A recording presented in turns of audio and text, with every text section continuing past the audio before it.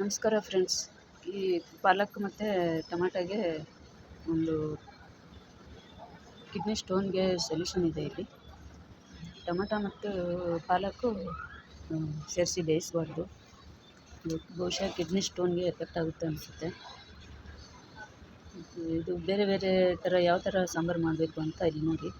ಮೊದಲು ಪಾಲಕ್ ಹಾಕಿ ಬೇಳೆಯಲ್ಲಿ ಬೇಯಿಸಬೇಕು. ಆಮೇಲೆ ಟೊಮಾಟೊ ಒಗ್ಗರಣೆ ಹಾಕಿದ್ರೆ ಬಹುಶಃ ಏನಾಗಲ್ಲ ಅಂತ ನಮ್ಮ ಅನಿಸಿಕೆ. ನಿಮಗೆಲ್ಲ ಗೊತ್ತಿರುತ್ತೆ ಬಹುಶಃ ಟೊಮಾಟೊದಿಂದ ಜಾಸ್ತಿ ಕಿಡ್ನಿಗೆ ಎಫೆಕ್ಟ್ ಅಂತ ಆಲ್ಮೋಸ್ಟ್ ಎಲ್ರಿಗೂ ಗೊತ್ತಿರುತ್ತೆ.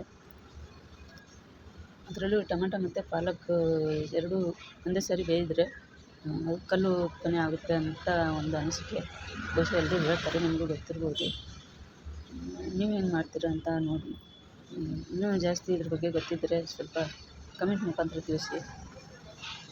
ನನಗೆ ಹೇಳಿದ್ದು ನಮ್ಮಮ್ಮ, ಈ ಥರ ಒಂದೇ ಸಾರಿ ಬೇಯಿಸಬಾರ್ದು ಟೊಮಾಟೊ ಮತ್ತು ಪಾಲಕ್ ಅಂತ.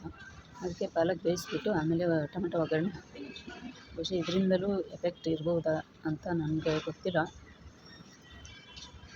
ಬೇರೆ ಬೇರೆ ಕಡೆ ಬೇಯ್ದಿರುತ್ತಲ್ವ, ಅದಕ್ಕಾಗಿ ಬಹುಶಃ ಎಫೆಕ್ಟ್ ಇರೋಲ್ಲ.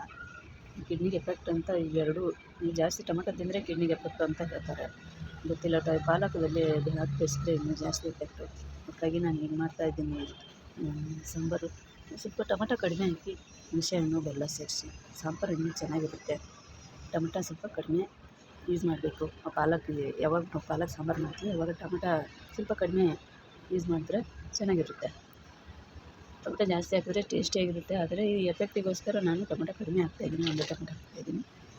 ನೀವು ಯಾವ ಥರ ಮಾಡ್ತೀರಾ ಸ್ವಲ್ಪ ಕಮೆಂಟ್ ಮಾಡಿ. ಎಲ್ಲರ ಸಪೋರ್ಟಿಂದ ನನ್ನ ಚಾನಲ್ ಇವಾಗ 940 ಆಗಿದೆ. ಸಪೋರ್ಟ್ ಮಾಡಿ ಫ್ರೆಂಡ್ಸ್.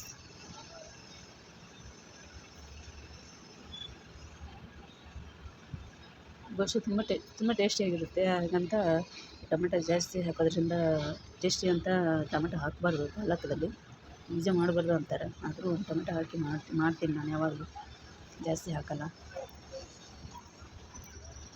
ಕಿಡ್ನಿ ಪ್ರಾಬ್ಲಮ್ ಇದ್ದವರು ಬಹುಶಃ ಟೇಸ್ಟಿಗೋಸ್ಕರ ಟೊಮೆಟೊನೇ ಯೂಸ್ ಮಾಡಬಾರ್ದು. ಈಗ ಮಾಡಿದ್ದೀನಿ, ತುಂಬ ಟೇಸ್ಟಿಯಾಗಿರುತ್ತೆ. ಅದು ಹುಣಸೆಹಣ್ಣು ಬೆಲ್ಲ ಬೇರೆ ತುಂಬ ಚೆನ್ನಾಗಿರುತ್ತೆ. ಅದು ಟೊಮೆಟೊ ಹಾಕಿಲ್ಲ ಅಂದರೆ ಬರೀ ಹುಣಸೆಹಣ್ಣು ಬೆಲ್ಲ ಹಾಕಿದ್ರೆ ಕಿಡ್ನಿ ಪ್ರಾಬ್ಲಮ್ ಇರೋರಿಗೆ ಟೊಮೆಟೊ ಜಾಸ್ತಿ ತಿನ್ನಬಾರ್ದು ಅಂತ ಹೇಳ್ತಾರೆ ಡಾಕ್ಟ್ರು.